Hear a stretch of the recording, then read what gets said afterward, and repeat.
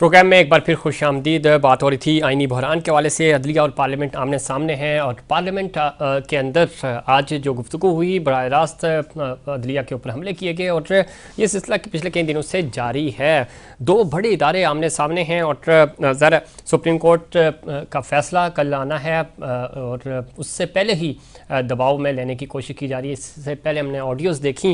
इन तमाम इश्यूज़ पे बात करेंगे कि ये पूरी सूरत हाल किस तरफ जा रही है और ख़ुद वज़ीर-ए-आज़म और उनकी जो काबीना है वो तौहीन अदालत की मरतकब हो रही है या नहीं, इस पर बात करेंगे। हमें ज्वाइन किया है अज़हर सिद्दीक़ साहब ने, सीनियर कानूनदान हैं और ख़ास तौर पे इन इशूज़ पे बड़ी गहरी नज़र रखते हैं। पाकिस्तान तहरीक इंसाफ की वकालत भी करते हैं। अज़हर सिद्दीक़ साहब खुशामदीद कहते हैं आपको प्रोग्राम में। अच्छा, किस तरह देखते हैं ये पूरा मामला जा कहाँ रहा है? और बज़ाहिर ज़ाहिर है आज हमने देखा कि पिछले कई दिनों से और ख़ास तौर पे आज पार्लियामेंट के अंदर ये बातें हो रही हैं, सुप्रीम कोर्ट के ख़िलाफ़ बात हो रही है, उनके हुक्म को मानने से इनकार किया जा रहा है। इलेक्शन वन डे ही होंगे, ये उनके हुकूमत और उनके इत्तेहादी कह रहे हैं। बहुत शुक्रिया जी। हमारे यहाँ इशू ये है कि हमारे लिए शख्सियात अहम रही हैं। हमारे लिए आईने पाकिस्तान कभी भी अहम नहीं रहा, चाहे वो डिक्टेटर का दौर हो या सियासी हुकूमतों का दौर हो, और ख़ास तौर पर पाकिस्तान मुस्लिम लीग नून का दौर जब भी रहा हो, उनके लिए शख्सियात अहम रही हैं। कभी भी आईने पाकिस्तान 1973 में आज जनाब मोहतरम बिलावल भुट्टो साहब की बातें सुनकर मुझे दुख हुआ कि जुल्फ़िकार अली भुट्टो साहब के आईने पाकिस्तान 1973 को रौंद के रख दिया इन लोगों ने। आईने पाकिस्तान अगर नहीं पढ़ना आता तो बंदा पूछ ले, पढ़ ले, समझ ले। भाई सीधी सी बात, तीन चीजें ध्यान में रखें। 90 दिन के अंदर अंदर इलेक्शन होने हैं जी। और ये एक आइन की कदगन है असेंबली पहले, यानी ये मेरी और आपका नहीं है, ये जुल्फ़िकार अली भुट्टो साहब ने जो आइन बनाया उसमें लिखा हुआ लफ्ज नॉट लेटर देन है।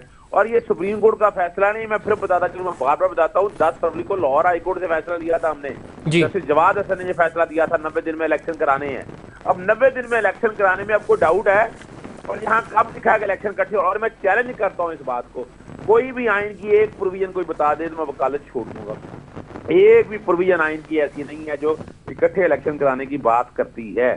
हाँ, सिर्फ एक बात है कि वो बात हो रही है सिंगल पोल की जी। और सेक्शन 69 है वो single pole of an assembly, यानी सिंगल पोल या सूबाई असेंबली के या नेशनल असेंबली के वो एक दिन होने हैं, ठीक, दैट्स ऑल। लेकिन ये आप भारत में चले जाएं, पूरा साल जिमनी इलेक्शन, पूरा साल इलेक्शन सुबह के होते रहते हैं और कोई नहीं, वहां तो कोई ऐसा नहीं है।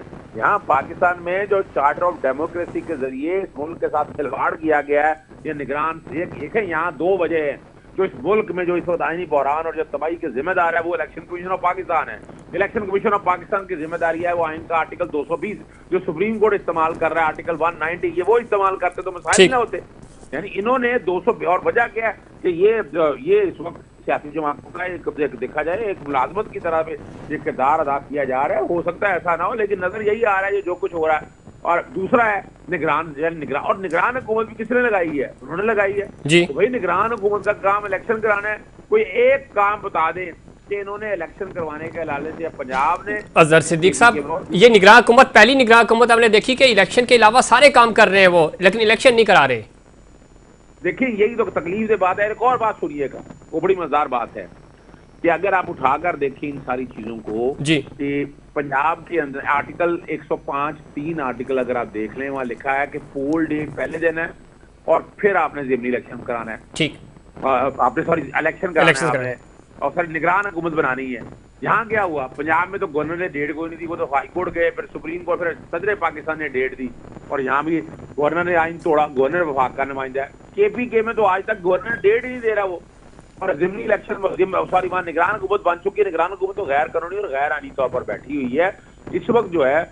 अब मैं तो ये समझता हूँ कि बहुत हो गया है। यानी ये बात कह रहे हैं कि सुप्रीम कोर्ट के फैसले कौन से हैं भाई? वो जो वोट ऑफ नो कॉन्फिडेंस वाला केस है जिसे सुप्रीम कोर्ट ने किया था, खुद नोटिस लेके किया था, वो तो आपको अच्छा लगा है, ये अच्छा क्यों नहीं लग रहा आपको? और दूसरी बात एक और ध्यान में रखिएगा कि सुप्रीम कोर्ट ने क्या कहा, यूसुफ गिलानी को मैंने डिस्क्वालीफाई कराया था PLD 2012 सुप्रीम कोर्ट 774 इन्होंने खत नहीं लिखा था और वो डिस्क्वालीफाई। तो अब भी ये क्या है, अब वज़ीर-ए-आज़म वगैरह को छोड़े एक तरफ, इन्हें क्या करना है?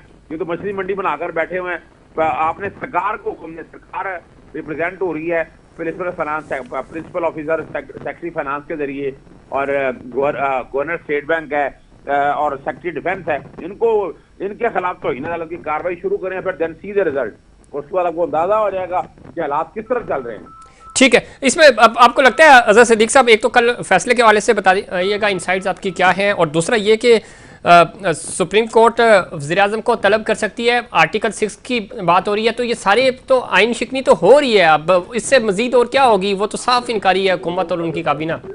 यार एक बात ध्यान में रखिएगा, देखिए जो चीज समझने वाली है, जी समझने वाली ये है कि इस वक्त सुप्रीम कोर्ट क्या चाह रही है। सुप्रीम कोर्ट आइन पाकिस्तान 1973 का निफाज चाह रही है, बिल्कुल 1973 का आइन का निफाज चाह रही है, और वो निफाज क्या है कि आइन 90 दिन के अंदर इलेक्शन होने हैं, और आप मुल्क के हुकूमत जो है, जो प्रियम्बल या दिबाचा, वो भी कहता है ये चलाना है मुंतखब नुमाइंदों के जरिए, ये इस तरह नहीं चल सकता, जो मर्जी आप कर लें, ये इस तरह का निजाम ये नहीं चल सकता कि दो तरह के सिस्टम आप रखें और आप कहें कि इस तरह मुल्क चल जाएगा, ये तो नहीं हो सकता जी। यानी ये है, और ये कौन है, ये तो देखे मुफ्त भीख में तो इनको हुकूमत मिली हुई है। क्या आपने क्या किया, आपने वो लोटे बेचकर, लोटे खरीद कर आपने और साइफर को सामने रखते, बैनर को अमी साजिशों को सामने रख के हुकूमत हासिल की।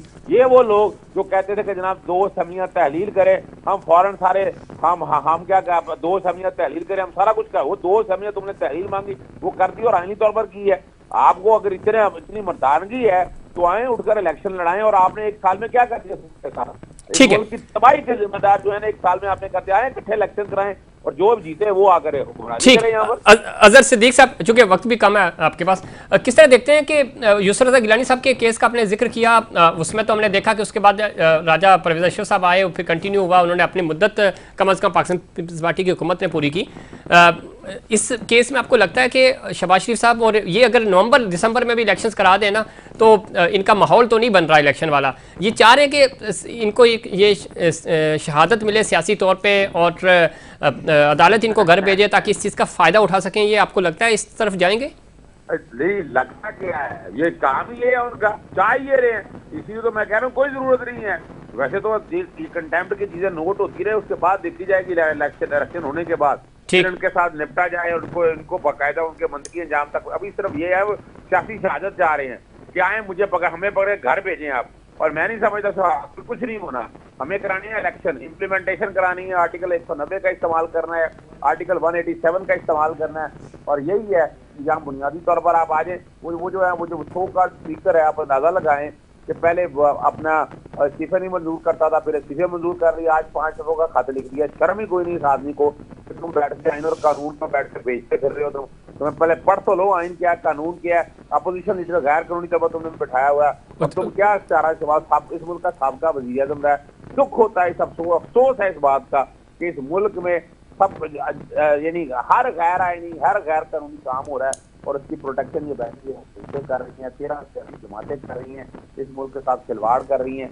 मौका आ गया है कि इनसे जान छुड़ाई जाए और मुल्क को आगे लेके जाएं, और हिसाब किया जाए कि 1 साल के अंदर इस मुल्क की जो मईशत तबाह की है, जो डॉलर पकड़ा नहीं जा रहा, जो पेट्रोल की कीमतें कहाँ से कहाँ पहुंची है, आम आदमी के साथ क्या जुल्म हुआ, उन सब का जो के जिम्मेदार है इनके बरामद किया जाए। बिल्कुल हिसाब होना चाहिए। बहुत शुक्रिया जनाब अजहर सिद्दीक साहब, आपने खुसूसी तौर पे वक्त दिया प्रोग्राम के लिए, इसमें कोई शक नहीं। अजहर सिद्दीक साहब जो बात कर रहे हैं, आइन और कानून की बालादस्ती ज़रूरी है, पाकिस्तान पीपल्स पार्टी खुद ज़रा जुल्फ़िकार अली भुट्टो साहब की बड़ी एफर्ट्स थी आइन पाकिस्तान के हवाले से, 73 का मुत्तफ़िका आइन मिला हमें, लेकिन उसकी पासदारी करना और उसको असल रूह में बहाल करना, ये भी आपकी ज़िम्मेदारी है। और मौजूदा हालात में हमें लग रहा है कि आइन पाकिस्तान से ज़्यादा ज़ाती मफाद को तरजीह दी जा रही है, ऐसा नहीं होना चाहिए। इस पर मज़ीद बात करेंगे, लेकिन उससे पहले कमर्शियल ब्रेक।